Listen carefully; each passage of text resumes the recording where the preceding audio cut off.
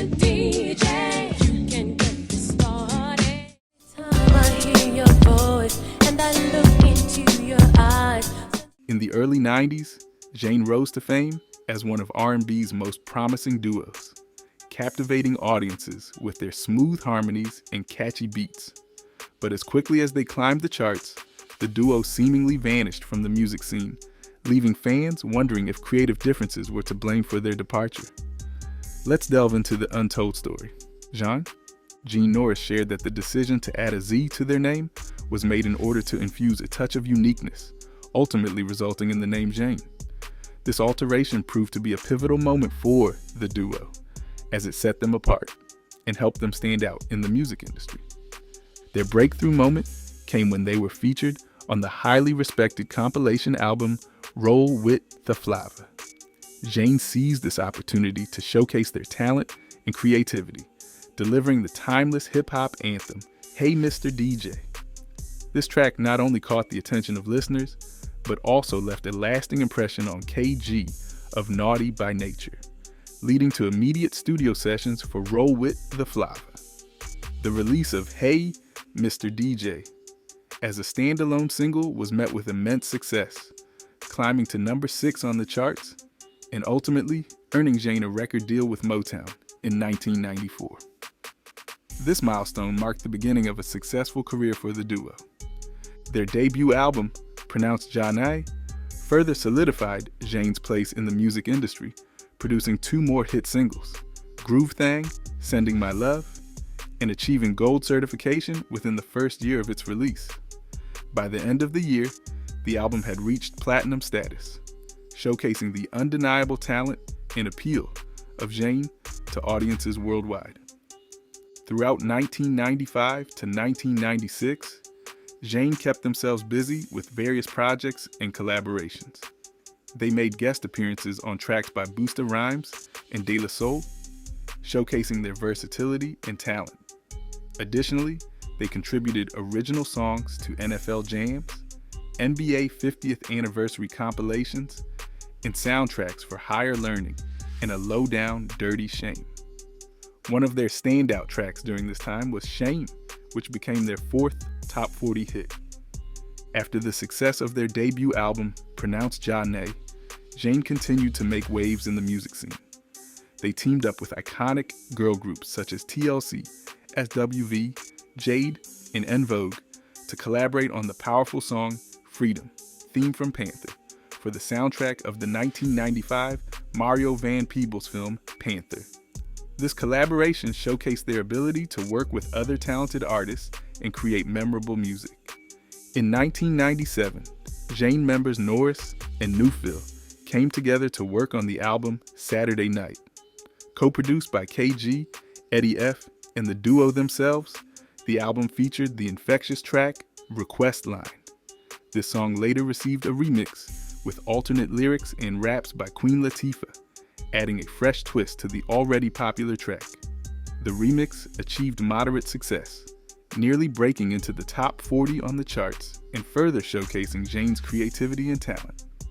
Following the disbandment of the group, Zhané Norris embarked on a new chapter in her life by marrying musician Marcus Baylor, who gained fame as the talented drummer of the renowned jazz fusion group, the Yellow Jackets.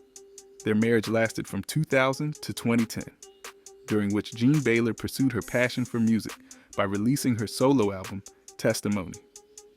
My Life in 2007. She continued to showcase her musical talents with the release of a contemporary Christmas album titled Light Up the World in November 2011. As a testament to their shared love for music, Zhané and Marcus Baylor joined forces to create an R&B/jazz duo named The Baylor Project. Their collaborative efforts culminated in the release of their first album, The Baylor Project, The Journey, in February 2017.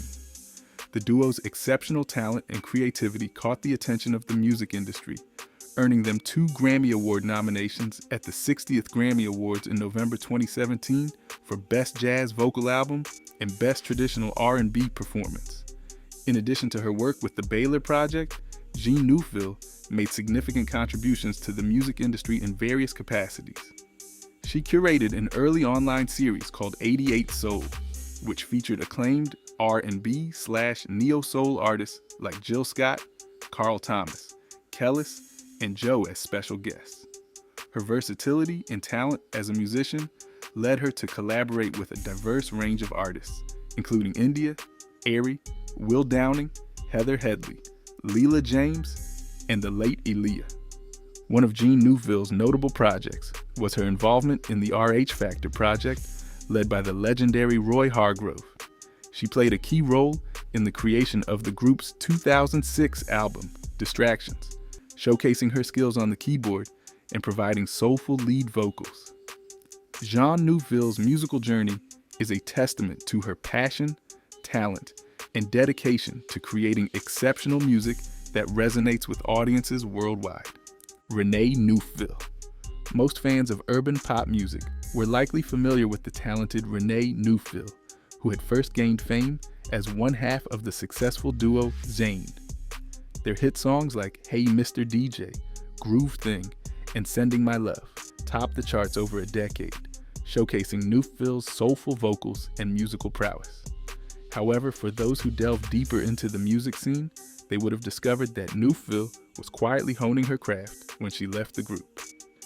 In particular, Neufville toured with the acclaimed jazz trumpeter Roy Hargrove and his ensemble, RH Factor, as both a featured singer and keyboard player. This experience had allowed her to further develop her musical skills and explore new creative avenues. Additionally, Neufville balanced her time by performing with her own band and working on original songs for her highly anticipated debut solo project. Neufville had reflected on her journey, noting that timing is everything. She acknowledged the invaluable growth and inspiration she had gained from her time with RH Factor, describing it as a pivotal experience that had expanded her musical horizons. This perspective undoubtedly influenced the diverse range of music she crafted for her solo endeavor, showcasing her evolution as an artist and musician. When she joined forces with the RH Factor, Neufville attracted a whole new fan base, gracing the stages of top jazz festivals worldwide like Monterey, the Playboy Jazz Festival, North Sea, Montreux, and even venturing as far as Russia and Lithuania.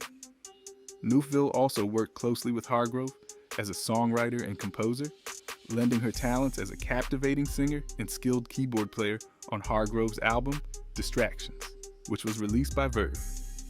Before becoming part of Hargrove's ensemble, Neufville had been actively engaged in various creative pursuits such as writing songs, playing music, performing, and hosting a popular online show called Soul, 88 Inches in 2000. The show had featured leading recording artists like Jill Scott, Carl Thomas, Kellis, and Joe. Neufville had also collaborated on music projects and videos with well-known musicians such as India, Airy, Will Downing, Heather Headley, Leela James, Aaliyah, and Kindred. In the meantime, she had formed her own band and started drawing large crowds to renowned venues in New York City like SOB's and the Jazz Gallery.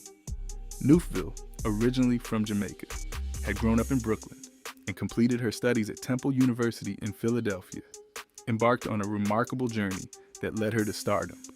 It was during her time at Temple University that she joined forces with Gene Norris to form the dynamic duo Zhané, catching the attention of Motown Records.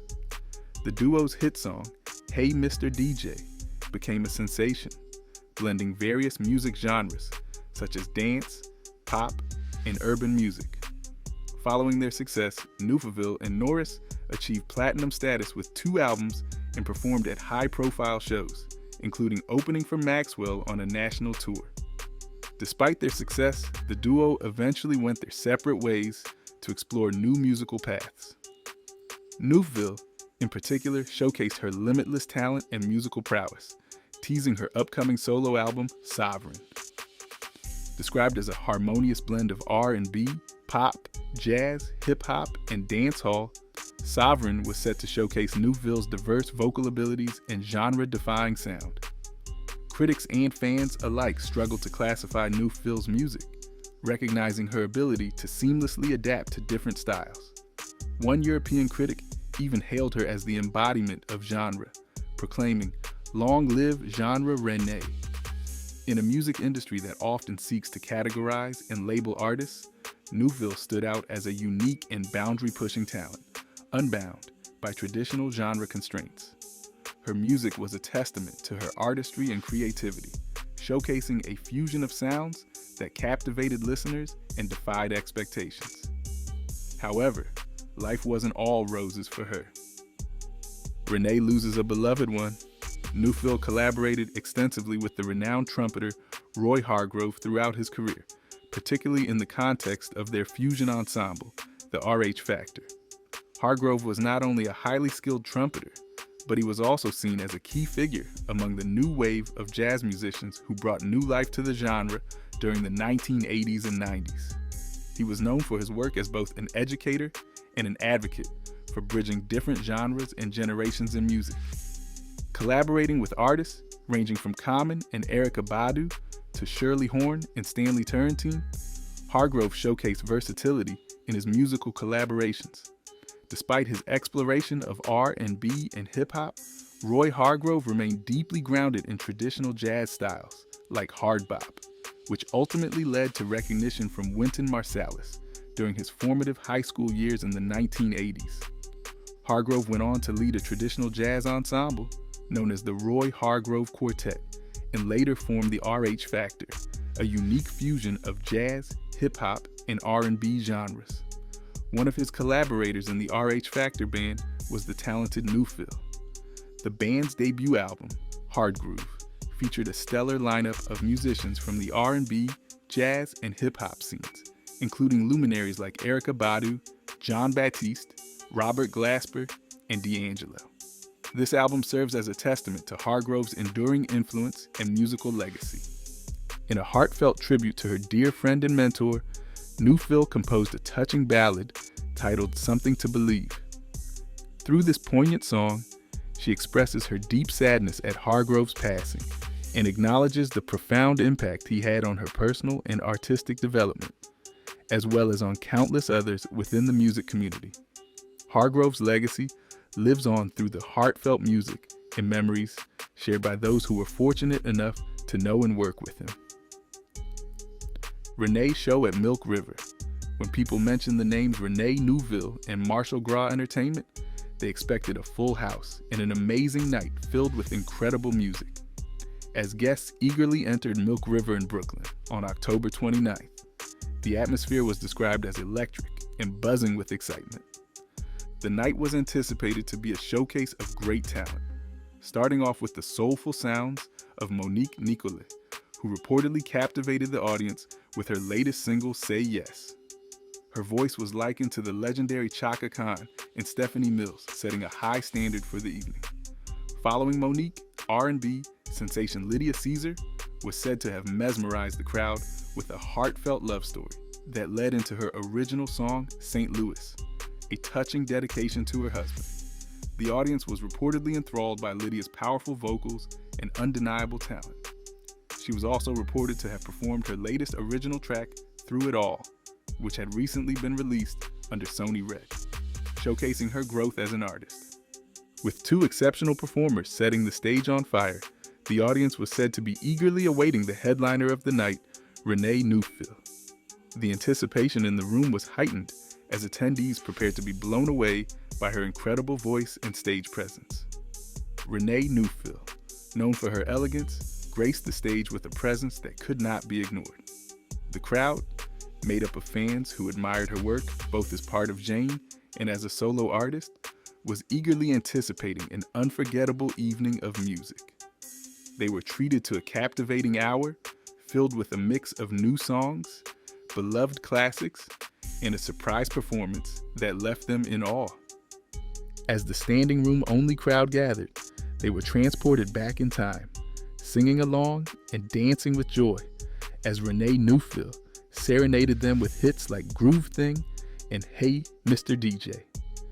The atmosphere was electric, with a sense of nostalgia and excitement filling the air. The highlight of the night came when Renee Newville was joined on stage by Grammy Award winner Bilal. Together, their voices blended seamlessly as they delivered a stunning duet of Bob Marley's timeless songs, I Wanna Love You and Is This Love? The audience was moved by the emotional performance, with many describing it as a once-in-a-lifetime experience. Zhané closed out the night with a powerful and uplifting rendition of her new single, I Am, leaving the audience spellbound and inspired. Her performance was filled with passion and energy, captivating everyone in the room until the final note rang out, marking the end of an unforgettable evening. The night was said to have ended with the legendary Bud Ramsey, who captivated the audience with his soulful renditions of various reggae favorites. Not only was he celebrated for his musical talents, but the true highlight of his set was the announcement that his company, Fire Zone, was one of the sponsors of the show.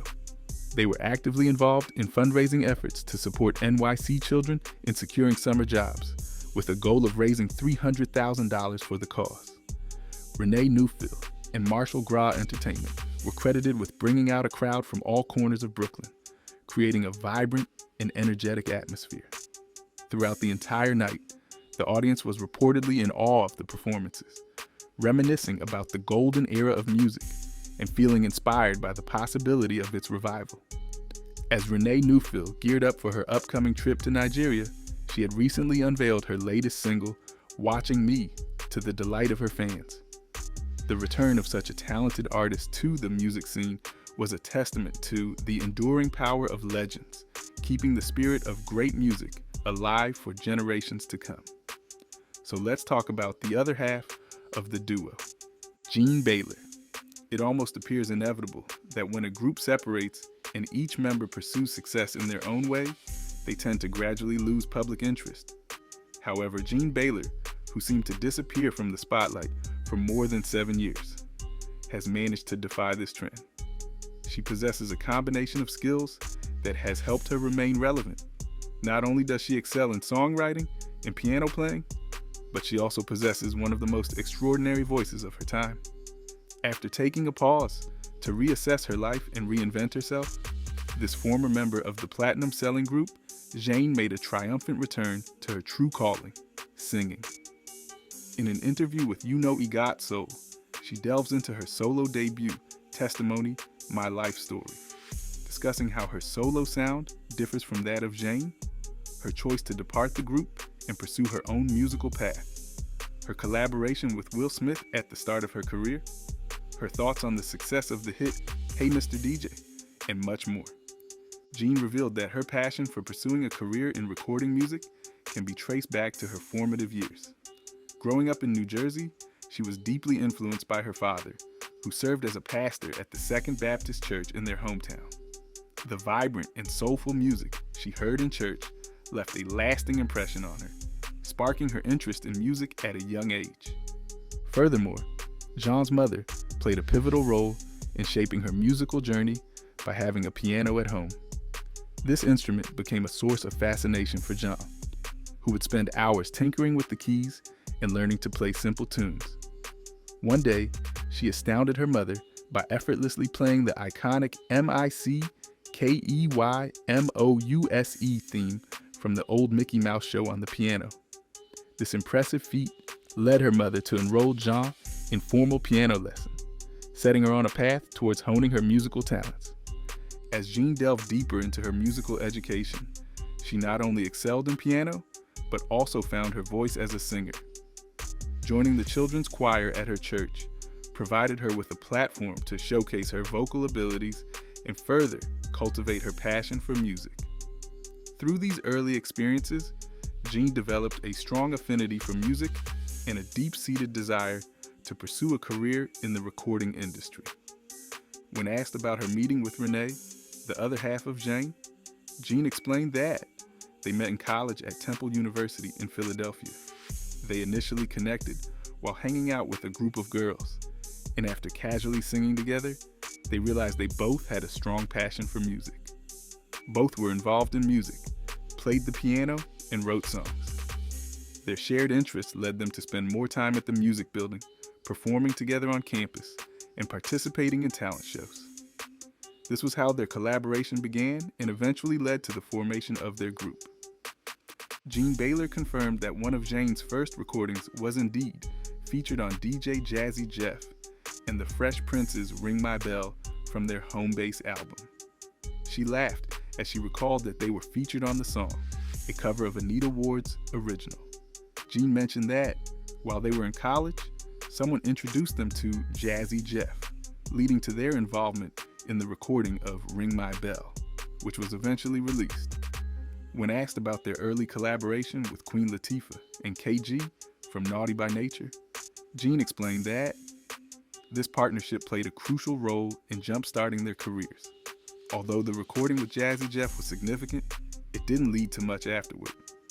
However, a man introduced them to record companies in New York, and they eventually connected with Flavor Unit, Queen Latifah's management company, which later became a record label. It was there that they began working with KG, who was looking for a girl group. Gene recalled that this collaboration led to the creation of Hey Mr. DJ while they were still in their final year of college. They would go to the studio on weekends, return to school during the week, and worked on most of their first album during that time. After graduating in May 1993, Gene moved to New York, where they finished the album, started doing promotional dates, and signed a deal with KG and Motown. This marked the official start of their music career. She discussed the success of Zhané's hit song, Hey Mr. DJ. She mentioned that when they recorded the song, they didn't have many expectations and were simply going with the flow. Gene recalled liking the song and believing that if she enjoyed it, others would too. She laughed as she noted that the song indeed resonated with many, turning it into a classic. When asked about the group's decision to go their separate ways, Gene explained that it was primarily her decision. She shared that she felt ready to explore music on her own again, outside of the group setting. Both she and Renee had various musical influences before forming Zhané, but the group dynamic made it challenging to express their creativity fully. After releasing 2 albums over 7 years, Gene decided to step away to pursue solo work, seeking the creative freedom to write and sing in her own way. Gene also spoke about her solo album, Testimony, My Life Story, and the inspiration behind it. She revealed that after leaving the group in 2000, she took a break from the music industry for about 6 or 7 years. During this time, she experienced significant life changes and grew closer to God, which influenced her decision to create the album. She described the album as a reflection of her life testimony, emphasizing that when people truly put God first, amazing things happen. Gene mentioned that she got married during this period, which was another positive change in her life. The album serves as a testament to her journey and life experiences, encapsulating her personal growth and faith. She also reflected on her plans for making music after the group's last album. She explained that she always intended to continue her musical journey, even though there was a significant gap between Zhané's final album and her solo work. Gene emphasized that her desire for creative freedom was a major factor in her decision to go solo. During that time, she was actively working on music at home, writing with various people, and contributing to song placements with other artists, even though she hadn't yet completed a full album. After getting married, she and her husband began creating songs together, which eventually led to the development of her solo work. About the differences between being a solo artist and part of a group, Gene noted that while some aspects of the creative and recording process are similar, there are also significant differences. The freedom she experienced as a solo artist, particularly being independent of a major label, was the most notable change. She explained that while working with the label, they often pushed for a direction that didn't align with her personal writing and singing style. As a solo artist, she found it liberating to create music based on her own feelings and instincts, rather than trying to cater to what the label or the public wanted to hear. Gene also discussed her single, Morning Time, explaining the inspiration behind the song. The lyrics are drawn from a biblical passage that speaks of joy coming in the morning, symbolizing the idea that tough times are temporary and that perseverance through difficulties eventually leads to relief and happiness. June compared the night to those dark, uncertain periods in life where it's hard to navigate, but emphasized that getting through them is what builds strength and character. The song is essentially about enduring challenging times and emerging into the morning, where things start to improve and life feels more manageable. She discussed her favorite song from her solo album, expressing a particular fondness for Come Go With Me. She described it as a nice, easy song with beautiful string arrangements and a strong melody, which resonates with her as a melody-driven songwriter. Jean also mentioned the B-side of Morning Time, a track that is very dear to her heart. She shared that this song has inspired and blessed many people, especially on YouTube, where a live video of her performing a slowed-down version of Morning Time has garnered over 80,000 views. Jean finds it meaningful that her music can touch and inspire others, which is a significant aspect of her work. When asked about the reception of her solo album, Jean noted that fans, including those of Zhané, have been ready and willing to listen. She acknowledged that reaching everyone can be challenging, but they do their best to distribute the music through available internet platforms. Looking to the future, Jean expressed her desire to continue recording music for the rest of her life. She views music as a gift from God and wants to use it to its fullest potential. She hopes for more opportunities to perform, tour, and share her music, although she acknowledged the financial challenges of doing so independently without the support of a major label. Nonetheless, she remains committed to making music a lifelong career. When asked about the possibility of a Zhané reunion, Jean responded that while it's not something she's focused on right now, she wouldn't rule it out completely, noting that you never know what may happen in the future. Finally, Jean reflected on her favorite song recorded with Zhané, mentioning For a Reason from their first album. This song, a slow piano ballad with just piano and vocals, is particularly special to her because it has helped many people through tough times.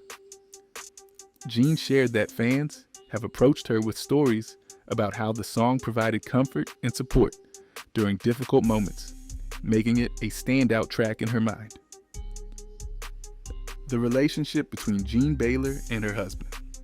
Sharing a bed can often create tension and challenges for bandmates, but Marcus and Jean Baylor of the Baylor Project are the exception to this rule. As a married couple, they have managed to find a harmonious balance in both their personal and professional lives. Their nomination for Best Jazz Performance at the upcoming Grammy Awards is a testament to their musical chemistry and partnership. Jean Baylor, who first rose to fame as a member of the popular 90s R&B group Zhané, credits music as the binding force that brought her and Marcus together. When she was in need of a drummer, she had no idea of Marcus's impressive musical background and talents. Interestingly, Marcus was already an established musician, having played with the Yellow Jackets prior to meeting Jean. Despite his impressive resume, Jean confesses that she was not familiar with him at the time they first crossed paths. Their shared love for music ultimately paved the way for their successful collaboration as the Baylor Project. Marcus joked that he hadn't been the first call for the job, but to his surprise, Jean liked what she heard and decided to hire him to back her at an ASCAP showcase. It was clear from the start that they had a special connection, both being preacher's kids with eclectic musical tastes. This shared background brought them closer together, and they soon realized they had more in common than they initially thought. Their connection deepened over time, and they eventually solidified their bond through marriage in April 2002.